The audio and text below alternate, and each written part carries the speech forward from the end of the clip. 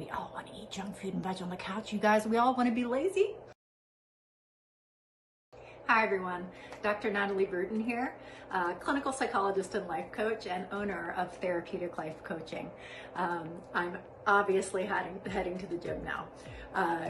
I wanted to give you guys a cool little nugget that's really helped me push through some of my impediments by getting to the gym. As recently as, easily a month ago, I was inconsistent about the gym. I was not really pushing through a lot of the resistance if I had a hard work day, if I wanted to just veg on the couch and like eat junk food. We all want to eat junk food and veg on the couch, you guys. We all want to be lazy. So I wanted to share something with you that's made a profound impact on my life. It's actually a little nugget from Atomic Habits by James Clear, best-selling author. Basically, if there's a best-selling list, he's on it. It's the most incredible, transformative self-help, personal development book that you can do, and it's chock full of literal steps that you can follow right from the minute you read it. So it's not just a bunch of theory and ways and talking around, personal development. It's like literally giving the actual steps that you can build into your life from day one. So he talks about something called the 2-minute rule. Essentially what this does is it takes a larger goal, a larger habit that you know that you want to do in your life, that you're intentional about creating, but you just found that you're procrastinating and you have resistance with it. And for the majority of the clients that I work with, even when they're able to push through the resistance associated with it, it's the consistency piece that they fall off on. So the 2-minute rule in a nutshell.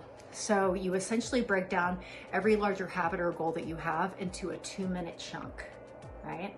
So for instance, if you're going to the gym, the 2-minute rule for the 2-minute gym, if you're just starting, you're not really comfortable with it, the first thing you do is you put on your gym clothes, you get up, you put on your tennis shoes, and you drive to the gym. And if that's all you do, even if you don't drive there, if that's all you do in the first couple of minutes, and that's okay. You're still going through the process of habit formation, which is the critical piece here. He talks about then transitioning with regard to the gym. You want to only go for 5 minutes. So you've knocked out the first 2 minutes, right? You're putting on your gym clothes, you're putting on your tennis shoes, you're doing the drive to get to the gym. I guarantee if you can get through the drive to the gym, you will go in and do something. And then you just max out at 5 minutes. If you want to work out longer, excellent, but literally just have the habit be working out for 2 minutes, working out for 5 minutes, and that's all you're doing. It really helps decrease procrastination. It really helps decrease like this resistance that we feel if we had a really long day, or we're feeling a little beaten up by work or by whatever's happening in our personal lives, right? So you're building momentum, you're establishing consistency, overcoming procrastination, and then you're building on these goals. The 2-minute rule, why this is so critical, is it essentially gets at this idea of you're not even doing the holistic habit that you're intentional about. So you're not going to sit down and write the whole book. You're going to sit down and write 1 page at a time, and then 2 pages at a time. The basis of habit formation is that it's the act of showing up. That's the first part of the habit. So as long as you can knock out that first initial component, you'll see yourself able to build on this goal. And on really hard days, you just step it back and at least you do that 2-minute, 5 minutes, and then you're out. And then you can feel good. You can feel like you knocked that out in excellence, right? So I use the 2-minute rule.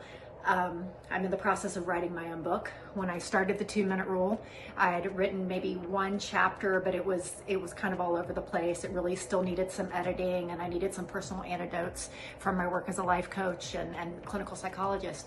And so when I did the 2-minute rule and I just required that I was going to write 1 page every night, inevitably what happens is that you write more than what you initially go in doing. So you typically will do more than the 2 minutes. But that even I was making a little bit of progress every single day. It's the act of showing up, the act of keeping the habit in the forefront of your mind and being intentional about it and committed to it. So I use it for writing. I use it for the gym. Y'all, I'm 43. I'm not mad at it. It took me going to the gym for about a month now consistently with this 2-minute rule. I'm noticing difference in, the tone of my arms. I'm getting my little baby abs back. I've, lost a little bit of weight, but more for me, I was intentional about toning. And so I've seen a big difference there. I do a 2-minute rule as well for eating. So if I'm feeling lazy and I don't want to do meal prep, I'll do a 2-minute rule for just cutting up the vegetables or, preparing the meat that I'm going to have in a meal later in the week. So just 2 minutes. Knock it out, guys. Go kill it.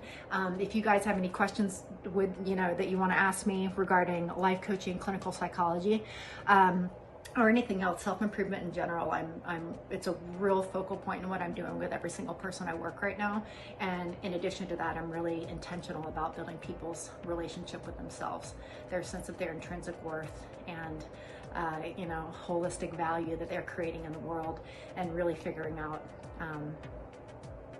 how they can show up in a way where it's resonating with their sense of purpose in this life, and I find that that's intrinsically linked to what fulfillment looks like for all of us. So if you have any questions, any comments, bring them on. I'd love to hear it. I look forward to all the support, you guys.